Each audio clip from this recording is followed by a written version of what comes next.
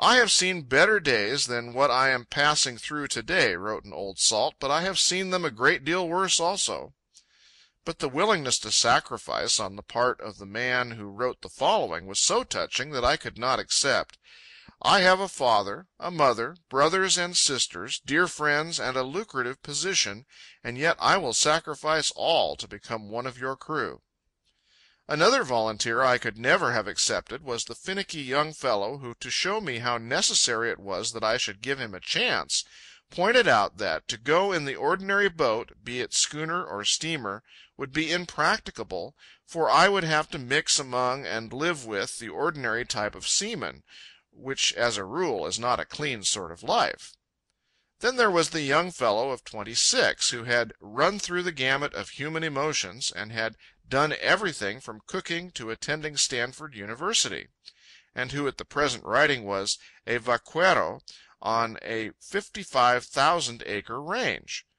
Quite in contrast was the modesty of the one who said, "I am not aware of possessing any particular qualities that would be likely to recommend me to your consideration, but should you be impressed, you might consider it worth a few minutes' time to answer.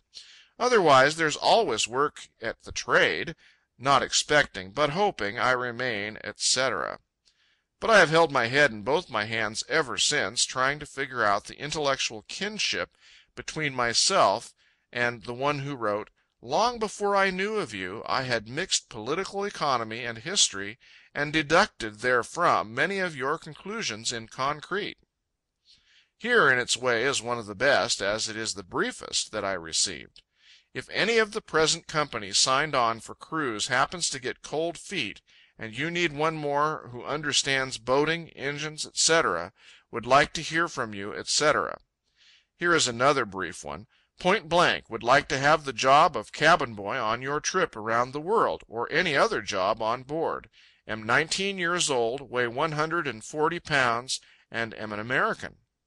And here is a good one from a man a little over 5 feet long.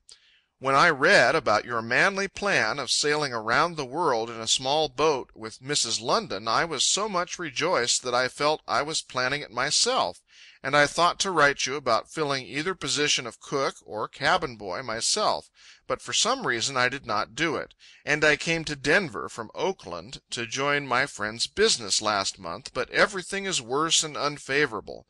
But fortunately you have postponed your departure on account of the great earthquake, so I finally decided to propose you to let me fill either of the positions. I am not very strong, being a man of a little over 5 feet long, although I am of sound health and capability.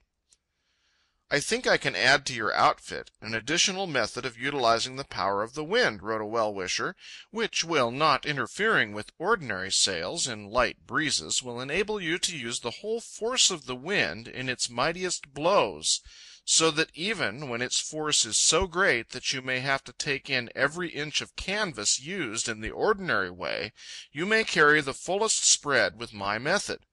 With my attachment your craft could not be upset." The foregoing letter was written in San Francisco under the date of April 16, 1906, and 2 days later, on April 18, came the great earthquake. And that's why I've got it in for that earthquake, for it made a refugee out of the man who wrote the letter, and prevented us from ever getting together. Many of my brother socialists objected to my making the cruise, of which the following is typical. "The socialist cause and the millions of oppressed victims of capitalism has a right and claim upon your life and services. If, however, you persist, then when you swallow the last mouthful of salt chuck you can hold before sinking, remember that we at least protested."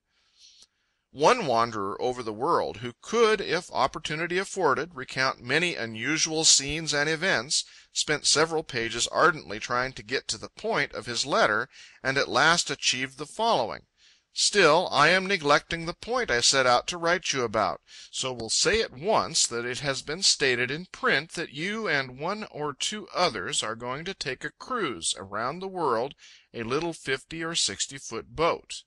I therefore cannot get myself to think that a man of your attainments and experience would attempt such a proceeding, which is nothing less than courting death in that way.